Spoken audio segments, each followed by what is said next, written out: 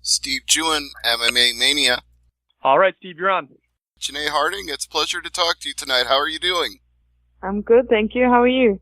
I'm excellent. I'm very glad to have this conversation about your upcoming fight with Sinead Kavanagh at Bellator 207. So, tell me a little something first about the nickname Hollow Point.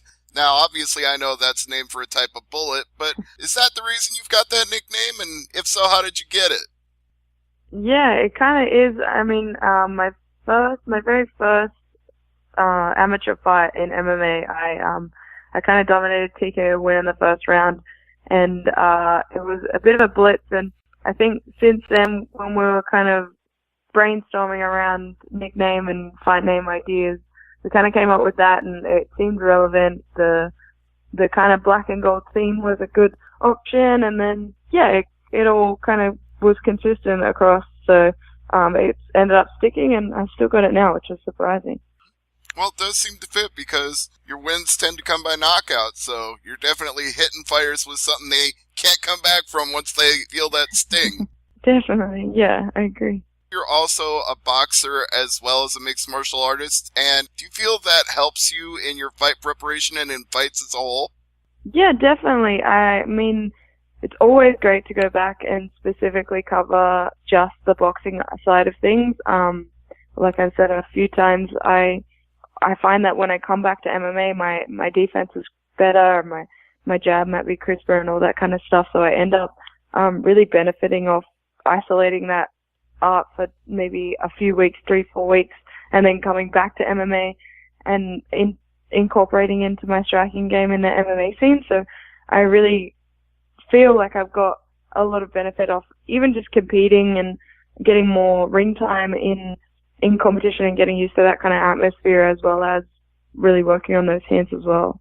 You and Sinead both have a common opponent in the past in Anger Fist Arlene Blenko. Did that experience with her teach you anything that you might find beneficial for fighting Sinead Kavanagh, or do you think it doesn't matter that you both fought her? The way that I fought Arlene, it hasn't really made much difference. I mean, they went to a decision, and it was a split decision, so it was quite close, and it was a big back and forth between the two of them. And for me, I took the Arlene fight up on like a 2 weeks notice, and it was a very quick finish for me to get knocked out. So I kind of can't necessarily compare the fights themselves, but I have trained with Arlene before as well, which I know can kind of just outline the fact that our strengths and stuff are very similar, and our striking in a general sense is very similar. But I just have a different kind of technique and a different game plan in comparison, because I think they're both boxers, and that's always going to create somewhat of an exchange, and that's what it did for their 3-round fight. Whereas I'm hoping it doesn't go that way for my difference in technique and difference in striking should kind of change up the game and should be a little bit harder to come back out for Sinead. Just to clarify, had you trained with Arlene before you fought her, or did that come after? No, it was actually before. We were friends, kind of just, obviously the MMA fight scene in Australia isn't very large, and we'd fought in the same club before early in my career, and we have a lot of mutual friends and stuff, so yeah, we just had been friends for a while. We'd known each other, and when I was based on the Gold Coast and she was still in Sydney, if she'd come visit, then we'd have her at the gym and everything, which was good. And then, yeah, I mean, we took the fight up, and we were still friends when we were fighting each other, and we were in rehearsals kind of sitting next to each other looking at Instagram videos just like the night before we were fighting each other. So we've kind of always been friends, and we stay friends, obviously, after the fight even more so. And I think we'll continue to do it even if we have a rematch on the cards, which is definitely possible. So I'll probably keep in contact with her for a long time. I'm glad that didn't ruin the friendship, but in hindsight, do you feel like taking it on 2 weeks' notice might have not worked out then? If you'd had like a full camp going into it, you might have had a better result?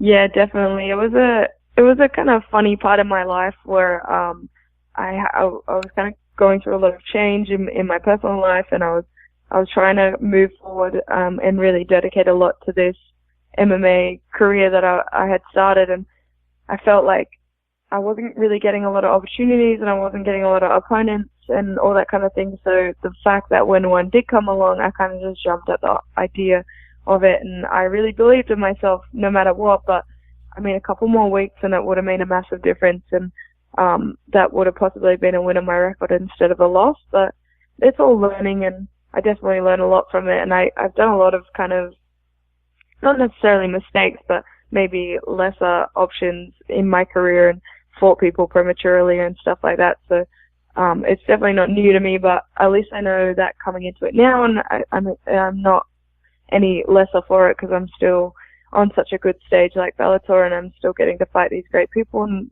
travel internationally and all that sort of thing, and I can still see my career moving forward. So it hasn't necessarily hindered me 100%, but it would have been a lot better if I had taken that fight up on a better notice.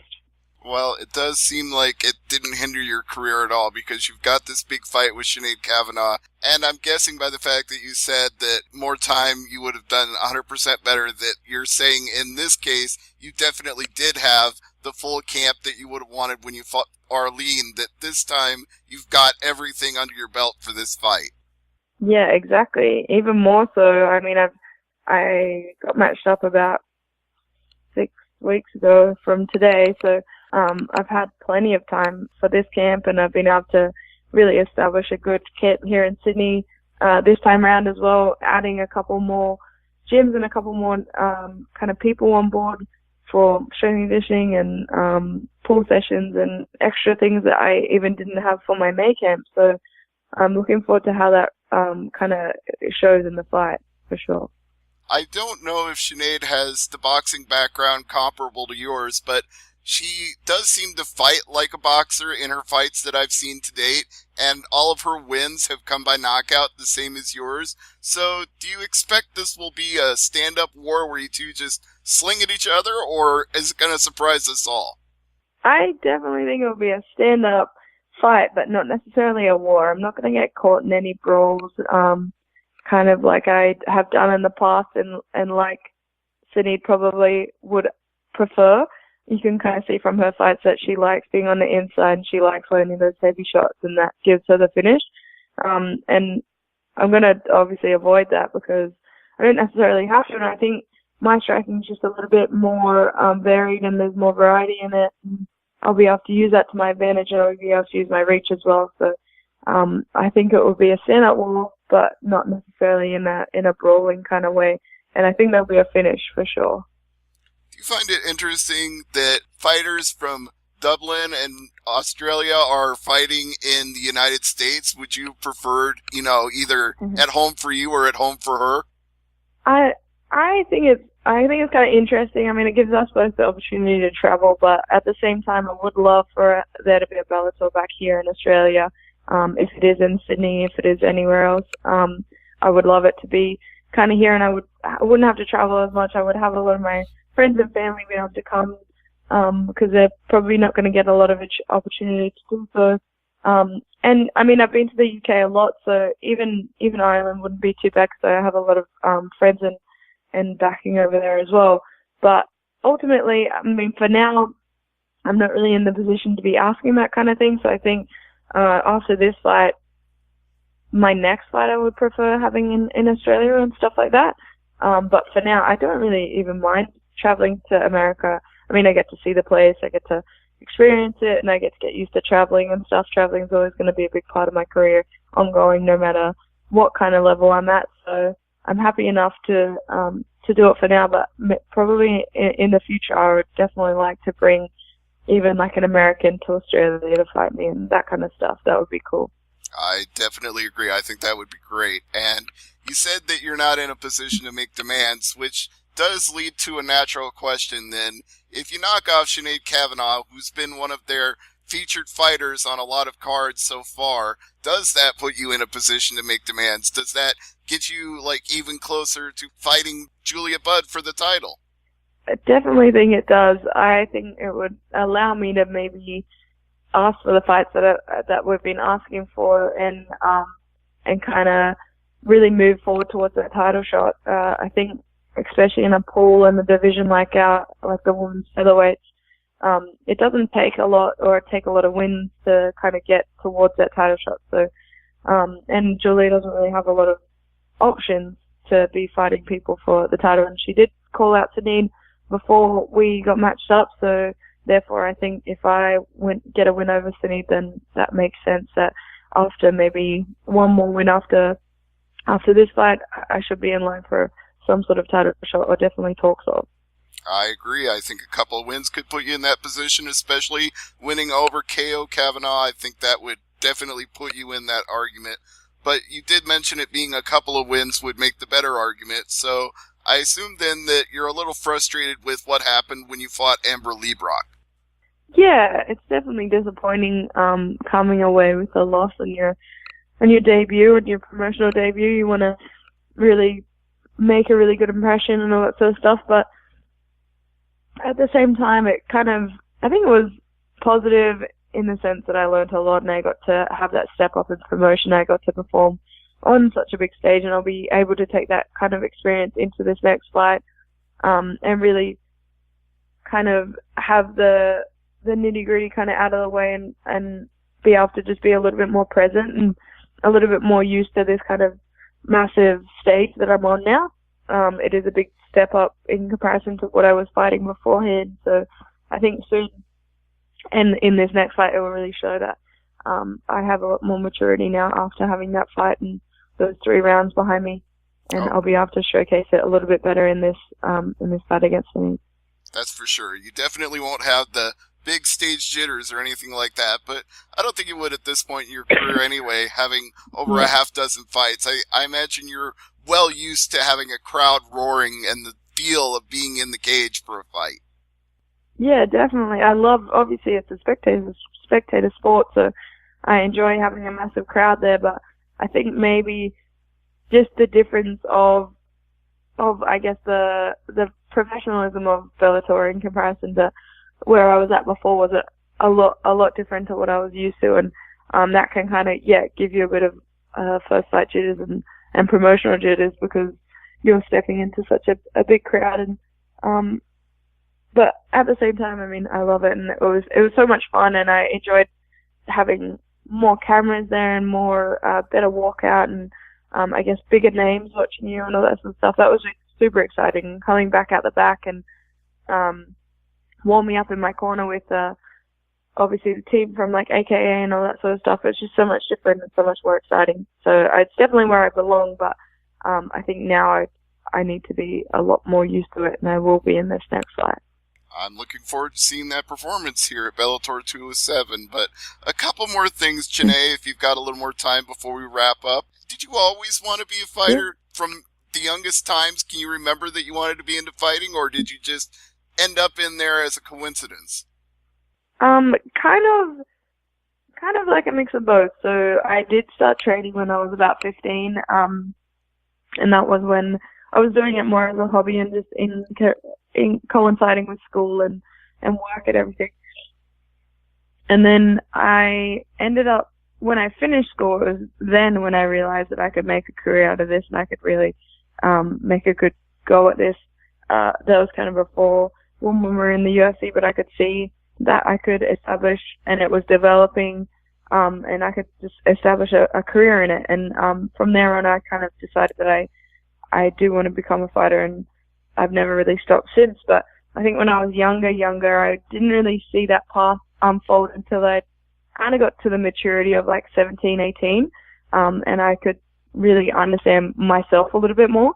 So I'm kind of glad I didn't really pursue anything that I kind of thought of when I was younger than that age, because I don't think it really kind of reflects who I am now. So funny. And were there any fighters in particular who you saw and thought, now that proves how much women can achieve in this sport, and it's no longer just a men's sport? Was there any fighters like Ronda Rousey or Chris Cyborg that you looked to? Yeah, it was more Gina Carano was one of the main people that I saw. She was kind of finishing up as I was starting, but at the same time, I kind of seen what she'd done and kind of saw how I mean, she was on like TV shows and and morning shows and all that kind of stuff. And she was actually doing stuff, and she was fighting Chris Cyborg and establishing all these crazy feats. And there was like Julie Kedzie there as well, coming through the ranks. And then Ronda was coming through, fighting Misha a couple of times and on Strikeforce. And that was kind of when I started. And I realized that there was a few women that were actually making something of it, and you could really achieve stuff in this kind of industry. I'm glad you brought up Conviction Carano, too, because a lot of people forget that she was the original Ronda Rousey. She was undefeated. She was beating everybody quickly. She had the poster model looks that everybody really just wanted to see her fight and do well. You know, she kind of set the template, and she doesn't often get the credit for that. Definitely. She was for sure one of the pioneers. I mean, she's now still doing movies and all that sort of stuff, and I think that's fantastic because it really proves that, yeah, she's paved that way, but kind of before Ronda, but at the same time, Ronda had a lot of firsts that she had to feat herself that there wasn't any handbook on. She was kind of the first UFC woman and all that sort of stuff. And so, yeah, they both have feats in themselves that have really paved the way for all the fighters coming through now. We've got Gina, who's really established just the fact that women can fight in MMA in a general sense, and Ronda, who really surpassed all expectations in the UFC. So I think both of them have made it great for people like myself and all those up-and-comers that are coming through now. Absolutely. And making it great is what we expect here at Bellator 207 as well, between you and Sinead Kavanagh. But as we wrap up, Janay, I'd like you to take a moment, and if you'd like to thank any teammates, sponsors, or any social media links that you want, you've got the floor. Go ahead. Perfect. I just want to say thank you to obviously all the guys at the Australian Top Team and my corner, Alex Nedham from Edinburgh, as well as that. If you guys want to follow me, just follow me on Instagram. It's Janay Harding, and as well as on Facebook and Twitter, it's Harding_Janay1. And that's all. I can't wait to fight, and I'm really excited. All right, we're really excited too, Janay. We're going to see a great fight here at Bellator 207 in Uncasville, so we look forward to you and Sinead Kavanagh having an exciting fight, and I again thank you for the time today. It's been great talking to you. Same as well. Thank you very much. No problem. And Dan, thank you as well.